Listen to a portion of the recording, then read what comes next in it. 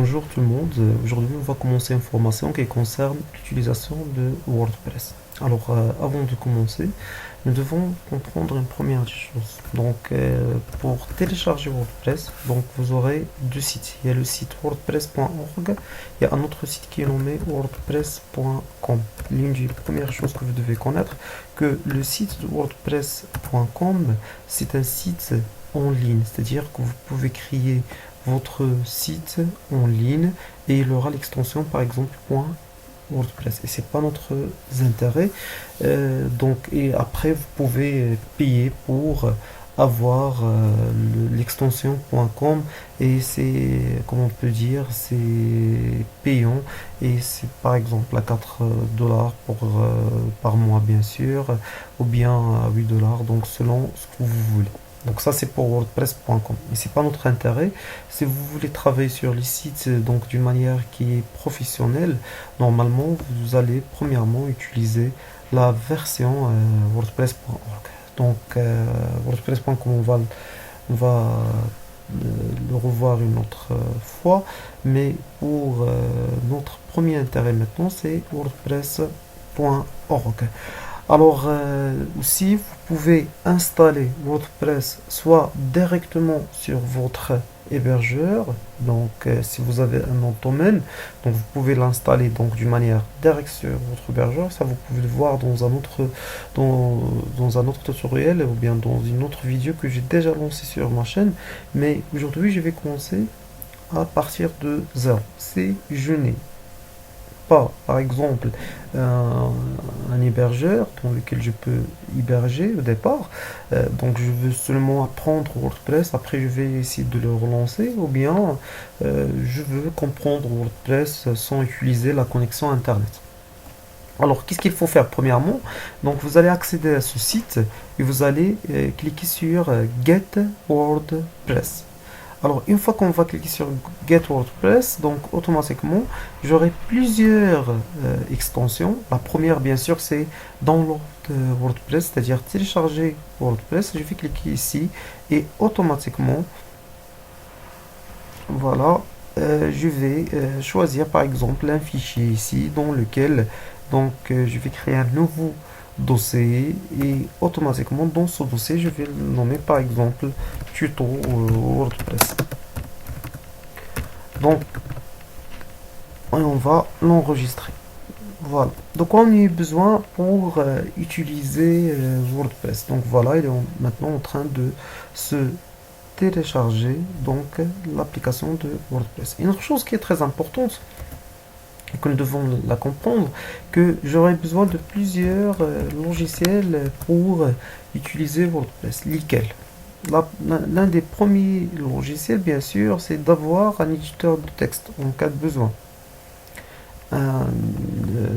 Donc c'est Visual Studio Code. Et bien sûr, j'utilise la plupart du fois ce site car il est très simple et très rapide et il me permet de télécharger toutes les applications dont j'ai besoin dans un seul clic. Donc Visual Studio, c'est quoi? C'est un éditeur de texte. FileZilla, c'est pour héberger, c'est un logiciel de type client FTP, c'est-à-dire un logiciel qui permet le transfert des fichiers de notre dossier local, c'est-à-dire de notre ordinateur vers un serveur distant ou bien le site d'hébergeur. Autre chose qui est très très importante, c'est WinRAR. Voilà, et bien sûr, vous devez avoir Google Chrome ou bien Opera ou bien Firefox. L'avantage dans ce site, c'est-à-dire qu'il suffit seulement de cliquer sur Get Your Needs et automatiquement une petite application qui sera téléchargée et voilà, cette application, une fois que vous allez cliquer, il va installer et ou bien faire une mise à jour des applications dont vous avez. Donc ça c'est la deuxième des choses. La troisième des choses, vous aurez besoin d'un service ou bien d'un pack qui regroupe plusieurs services tels que Apache, MySQL, puisque PHP, WordPress est écrit en PHP, donc automatiquement on aura besoin d'un pack qui regroupe toutes les données, c'est-à-dire un pack d'un serveur Apache qui permet de rendre votre machine comme un serveur web local. Aussi, vous aurez besoin d'un interpréteur du script PHP, puisque, comme on a déjà cité, donc WordPress est écrit en PHP. Troisièmement, vous aurez besoin de l'administration de votre base de données MySQL qu'on va utiliser. Alors, généralement, il y a plusieurs solutions. Par exemple, vous pouvez avoir Xampp, c'est bon. Donc, il y a Xampp, comme vous voyez, Xampp est un environnement de développement PHP. Donc, Xampp est une distribution Apache antérieurement gratuite et facile contenant MySQL PHP. Ce que nous cherchons, puisque pour comment on peut dire, pour WordPress, on aura besoin d'interpréter le PHP, d'utiliser les bases de données MySQL. Une autre chose, Xampp, il a un avantage qu'on peut le télécharger soit sur Windows, ou bien sur Linux, ou bien sur Macintosh. C'est bon. Aussi, il y a d'autres solutions. À part Xampp, il y a par exemple WAMP. Alors, Xampp, c'est quoi déjà? Xampp, c'est X, c'est-à-dire sur n'importe quel système d'exploitation. A, c'est Apache, M, c'est MySQL. Le premier P, c'est PHP, le deuxième, c'est Perl. Il y a aussi WAMP, comment on l'appelait autrement, WAMP Server, avec ce. Donc, ça, c'est pour Windows seulement. Donc, on peut l'utiliser. À la place de WAMP, il y a aussi LAMP, qu'on peut l'utiliser seulement sur Linux. C'est bon, donc c'est pour les logiciels libres. Et il y a aussi MAMP. MAMP, c'est pour Macintosh, la production de. Voilà, c'est aussi, donc ils sont les trois gratuits. Il y a aussi EasyPHP, il y a plusieurs autres logiciels. Moi, je préfère Xampp, mais c'est pas forcément la meilleure solution pour tout le monde. Donc, mais je le préfère puisqu'il est commun entre toutes les plateformes. Il y en a bien sûr d'autres qui sont commun entre ces trucs. Donc tout simplement, tout ce qu'il faut faire, c'est de cliquer sur la version de Windows et automatiquement vous pouvez le télécharger, l'installer. Donc bien sûr pour Ninit, il suffit de faire un petit clic. Moi je ne vais pas faire l'installation puisque c'est déjà fait. L'exemple aussi, je ne vais pas le télécharger puisque c'est déjà fait, mais je vais vous montrer comment on va travailler. Donc vous allez cliquer sur oui pour le Ninit qu'on a déjà et après il va commencer à télécharger les applications. Une fois qu'il termine, il va commencer directement à les installer. Pour moi, je vais arrêter cette opération dès maintenant puisque j'ai déjà les dernières versions à jour. Voilà, ici, comme vous voyez, up to date. Sinon, il permet de faire une mise à jour. Si pour le téléchargement de Xampp, il suffit de terminer légèrement. Après, vous allez cliquer sur le fichier, exécuter, bien sûr, next, next, next, jusqu'à la dernière opération. Donc, c'est pas une chose qui est très très compliquée. Il suffit de cliquer sur next, bien suivant, jusqu'à arriver au point qu'il vous demande d'accepter un contrat. Vous allez cliquer. Soyez sûr que tout le monde va réussir dans ce point-là. C'est pas très très très compliqué. Sinon, je peux vous donner d'autres vidéos qui permettent de montrer comment on peut installer l'exemple. Très bien, donc tout maintenant est prêt. Alors c'est déjà, on a déjà installé Xampp. Donc qu'est-ce qu'on va faire? Donc je vais cliquer ici, je vais taper Xampp et automatiquement j'aurai cette interface automatiquement. Alors pour cette interface de Xampp, donc ça c'est très important. Voilà, ici. Donc vous allez chercher Xampp et automatiquement vous aurez l'interface suivante. Voilà. Dans cette interface, vous aurez, comme on a déjà cité, Apache et MySQL. Pour moi, je vais cliquer sur Start et automatiquement on aura le lancement de ces deux modules. Xampp, qu'est-ce qu'il permet de faire? Bien sûr, si je tape localhost, alors automatiquement j'aurai accès à plusieurs données, MariaDB, MySQL, PHP, Perl et Apache. Alors pour moi, je vais créer ici localhost et je vais arrêter. Donc ça c'est pour le dashboard. Aussi j'ai le droit d'accéder au PHPMyAdmin et automatiquement j'aurai ici donc à la place d'avoir PHPMyAdmin, voilà toutes les bases de données que je peux créer. Parfait. Alors maintenant, quelle sera la première étape? Voilà. Alors l'une des premières étapes que nous allons faire, donc bien sûr pour moi j'ai installé Xampp dans le dossier disque local C. Je vais cliquer sur Xampp. Voilà. Après, dans exemple, je vais chercher, donc dans le disque local C. Si vous l'avez installé par exemple sur le disque local T ou bien E, vous allez directement vers TE et vous allez chercher exemple. Après, vous allez chercher le dossier htdocs. Vous allez cliquer et automatiquement, par exemple, ici, je vais prendre nouveau dossier et je vais noter par exemple ici le nouveau dossier, par exemple, site WordPress. Donc ça, c'est pour l'installer, c'est pour la première étape. Voilà. Donc maintenant, c'est le dossier que nous allons essayer de travailler avec. Une autre chose qui est très très importante, je rappelle que si on tape localhost, ça c'est très important, j'aurai accès à cette partie. Aussi une autre chose qui est très très importante, par exemple si je désactive le Apache et si je réactive, par exemple j'ai actualisé cette page, donc je n'aurai pas l'accès à cette page pour une simple raison. Voilà, donc ici, donc je vais cliquer sur ici, donc je vais stopper MySQL, j'actualise et automatiquement j'aurai pas accès à cette interface. Pour quelle raison? Car le localhost est actif seulement si on a activé l'exemple.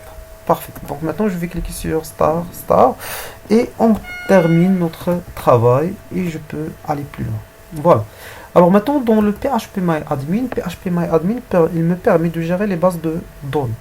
C'est l'une des premières choses qu'on va faire. Donc je vais cliquer directement sur base de données. Je vais donner un nom à cette base de données. Par exemple, je vais le nommer web ou bien site WordPress. Donc c'est pas forcément de faire le même nom pour montrer. Donc ici, je vais donner base de données WordPress. Base de données WP. C'est-à-dire base de données WordPress et je vais créer. Voilà, la base de données est déjà ajoutée ici et j'ai déjà ma base de données. Donc je rappelle, mon serveur c'est quoi? C'est localhost. Voilà. Et la base de données que j'ai créée c'est PDDWP. Très bien. Maintenant, on va commencer notre truc. On va revenir au dossier qu'on a créé au départ sur notre bureau, qui permet d'avoir le tuto. Je vais extraire ce fichier puisque j'aurai pour faire l'extraction j'aurai besoin de logiciel WinRAR. Alors une fois qu'on va réaliser cette opération, voilà, donc vous aurez ce petit dossier. Moi je vais le renommer par exemple ici et je vais le nommer donc site WordPress SWP. Mais normalement, le contenu, c'est donc pour vérifier. Donc vous devez avoir ce contenu. Qu'est-ce qu'il y en a ici? WP admin, c'est l'administration. Ici, c'est la gestion des contenus. Ici, c'est la gestion des ajouts qu'on aura. Après, il y en a des pages qui sont très très essentielles. Généralement, c'est pas très important de connaître maintenant toutes les données qui existent à l'intérieur. Ça, donc, puisque nous voulons faire une formation pratique à 100%, alors il suffit de connaître la base. Maintenant, étape par étape, on va essayer de découvrir tous les trucs. Donc je reviens vers exemple, si vous vous rappelez, dans exemple htdocs, et dans htdocs, je vais faire coller. Je rappelle, j'ai copié déjà le fichier qu'on a téléchargé, et maintenant je peux faire coller. Et de cette manière, automatiquement, le téléchargement sera donc je peux copier tout simplement tous les fichiers et je l'ai déjà. Parfait. Alors je reviens maintenant vers localhost. Je vais remplacer dashboard qui est écrit ici par SWP. Je rappelle, SWP c'est quoi? C'est le nom du dossier que j'ai ici. Alors une fois que c'est fait, je clique sur entrée.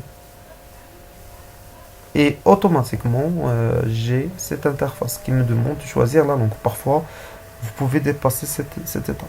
Donc, quoi que ce soit, pour moi, je vais choisir la langue française, comme je peux choisir une autre langue, soit la langue anglaise ou bien la langue arabe, selon ce qu'on a besoin. Voilà, maintenant, qu'est-ce qu'il me demande? Il me demande d'avoir la base de données, c'est déjà fait. La base de données, c'est la base de données SCPDWP. Et pour se rappeler, je vais Juste me rappeler le nom du base de données, c'est BDDWP. Ça, c'est un. Aussi, le nom d'utilisateur MySQL. Si vous avez installé Xampp pour la première fois, et si vous n'avez fait aucun changement, le nom d'utilisateur par défaut c'est root, R-O-O-T. Le mot de passe il est vide. Le root de la base de données c'est localhost, c'est-à-dire le serveur qu'on a utilisé. Un préfixe, ça c'est optionnel. C'est nous voulons utiliser plusieurs WordPress sur la même base de données. Mais pour moi, je vais utiliser dans ce cas-là seul, donc on n'aura pas de problème.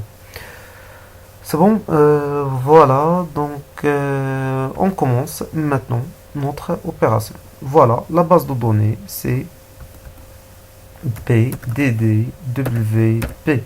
L'utilisateur, comme j'ai déjà mentionné, c'est root.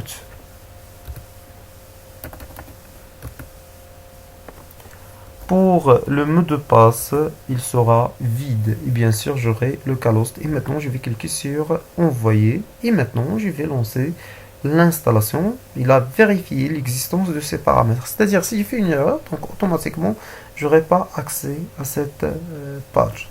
Maintenant, je lance l'installation. Et maintenant, qu'est-ce qu'elle me demande? Voilà quel est le titre de votre site. Alors maintenant, je vais faire site WordPress. Donc ça, c'est pour la première partie. On va arrêter juste à cette partie. Si j'aurais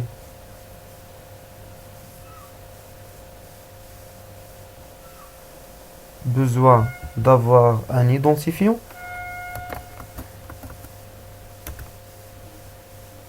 par exemple, je vais mentionner Zakaria et je vais faire un mot de passe qui est très simple. Il m'a mentionné que c'est très faible. Mais si j'ai ajouté par exemple des symboles et des chiffres, donc automatiquement le mot de passe va augmenter jusqu'à devenir fort. Mais pour moi, pour des raisons simples, donc je vais utiliser un mot de passe qui est très simple et de cette manière j'aurai cette partie. Voilà. Donc je donne un mot de passe, par exemple admin, et de cette manière j'aurai cette partie. Après, il m'a demandé, donc, puisque si, ou bien Zakaria, voilà, 1, 2, 3, 4, 5. Ça, c'est pour simplifier, puisque c'est local. Après, je dois confirmer l'utilisation de mot de passe faible.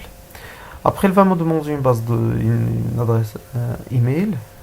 Et après, il va me demander si je veux avoir une visibilité sur les moteurs de recherche ou non.